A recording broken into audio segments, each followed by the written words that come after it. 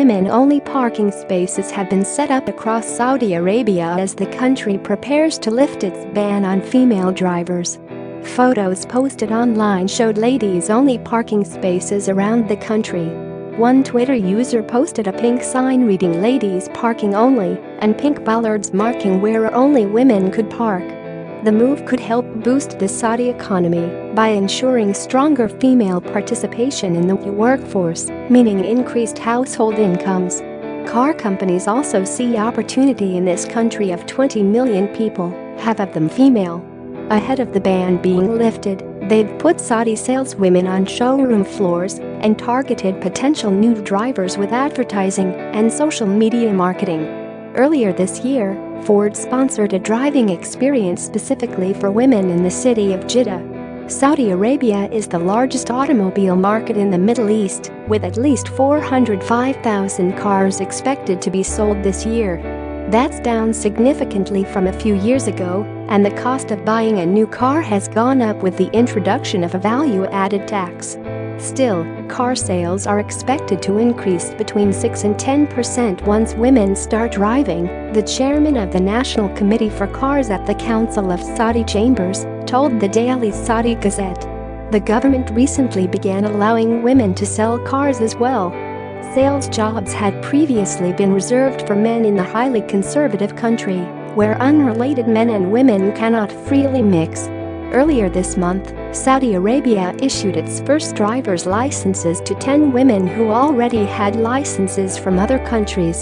Since then, dozens more have been licensed. None can drive until the ban is officially lifted. The overwhelming majority of women in Saudi Arabia still don't have licenses. Many haven't had a chance to take the gender-segregated driving courses that were first offered to women only a few months ago. Share this article. There's also a waitlist of several months for a course at Princess Noor University in Riyadh. And the classes can be costly, running several $100s. Others already own cars driven by chauffeurs and are in no rush to drive themselves. We were princesses. We were in a good place. Now we're going to be in a better place, said Maram Al-Hazer, a manager at several car showrooms, including Ford, who has 2 family drivers. To be honest, everyone wants to relax and sit in the back seat and have someone to drive for them. The women don't need a male relative's approval to get a driver's license or buy a car. The moral and even financial support of a husband or father is key in this male-dominated society, where men have final say over a woman's ability to marry, travel abroad or obtain a passport. Noura Al-Mahey started selling cars for the first time 2 months ago, but had already worked for 6 years in a call center handling queries about vehicles. She's eager to learn how to drive so she can test drive the Ford Explorer and Edge she's been selling to customers, but her husband is telling her to wait.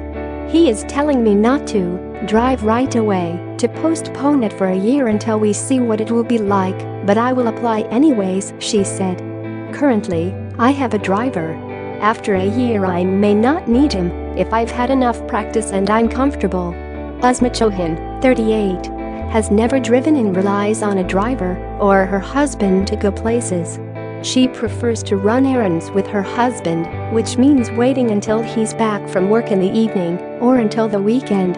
The couple from Pakistan, who have 2 boys, has lived in Saudi Arabia for the past 17 years. They're looking at larger SUVs for the family, but she won't be driving just yet. In the beginning years, like to 2 and 3, I'm a little scared about the people. Some naughty guys, you know, she said, giggling shyly. But after 2 years, after 1 year, it becomes normal, inshallah, God willing. Meanwhile, Obaid, who already has a driver's license from Jordan, plans to obtain a Saudi license when she's back from traveling abroad this summer. Me personally, it's what the car looks like that's important to me. Then I ask my husband about the specs, so he takes a look at it to see what it's like and if it's durable, she said. Her husband, Mustafa Radwan, is encouraging her to drive and says he'd feel safer knowing that she and their 2 kids don't need to rely on ride-hailing services. He's optimistic and hopeful that Saudi men will be courteous to female drivers on the road.